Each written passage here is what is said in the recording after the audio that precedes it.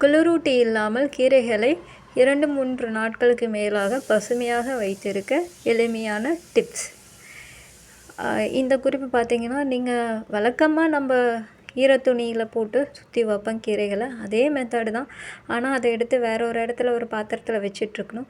இந்த மாதிரி ஒரு பேக் ரெடி பண்ணிட்டிங்கன்னா, காட்டன் கிளாத்தில் இதில் இந்த கீரைகளை எடுத்து போட்டு எத்தனை கட்டு கீரை வேணால் எடுத்து போட்டுக்கோங்க. அதோடய சைஸ்க்கு ஏற்ற மாதிரி போட்டுட்டு எடுத்து வெட் பண்ணி ஒரு ஆணியில் எடுத்து ஹேங்கர் ஏதோ ஒன்றில் மாட்டி விட்டுருங்க. அவ்வளோதான். 2-3 நாட்களுக்கு மேலாக கீரைகள் நன்றாகவே பசுமையாக இருக்குது. இதில் பார்த்திங்கன்னா